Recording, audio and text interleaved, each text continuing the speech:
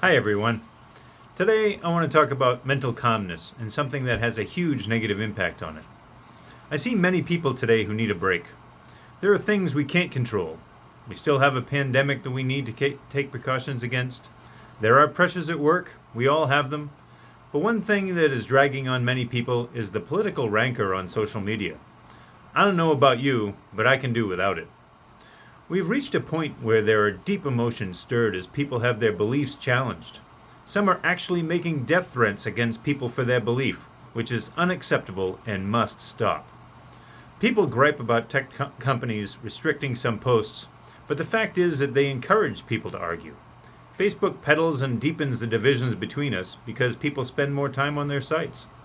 It doesn't matter to them what kind of damage is done in the process. Watching the news recently, I saw a story of a family that died in a tragic car accident from a horrible storm in the Midwest.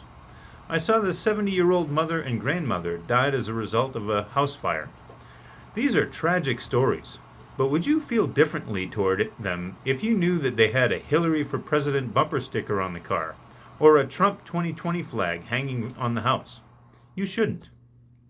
When you see someone that needs help, you don't think of what their political views are first. If you do, it contributes to a degradation in a sense of community. People are entitled to their own opinions, and nobody agrees with 100% of what you believe. We are all better off not knowing what each other's politics are, and we all have much more in common than you think. When the crowd in Lake Placid was chanting USA for the U.S. gold medal hockey team in 1980, no one gave a thought to the political beliefs of the person next to them. We are all one team. We were all one team. Newsflash, we still are. I want to share a tip with you. If you have a friend that continually posts political items on Facebook that bother you, don't defriend them. Click on the little 3 gray dots on the top right of their post, and you will see an option to snooze posts from that person for 30 days. Hopefully, they can get it out of their system in 30 days, and you can resume your connection with them.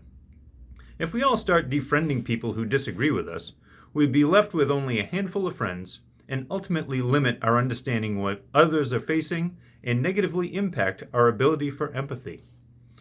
So I'm reminded of the story of an old man that had his house just outside the city gates. And people would come up to him and ask him what kind of people are in the city. And he would ask them, well, what kind of people were in the city where you came from?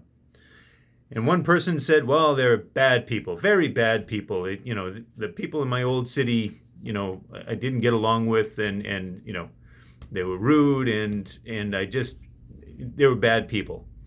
So the old man says, well, continue on, because here also there are bad people. Another group comes along and asks him what kind of people are in the city. And the old man asks them as well, what kind of people were there where you came from? And they said, well, these were good people. I really liked them. I made many friends, but had to move on. So he said, well, please feel free to enter. Here too you will find good people. You see, the color of the world is based upon the color of your glasses. Your approach reflects what you get in return. You'll often find that what you're looking for often find what you are looking for in people. You will find good and bad in people everywhere in the world. It is up to us to see the good in people and make the world a better place. That's it for now. Remember, be kind, wear a mask, and as the legendary Red Green used to say, keep your stick on the ice.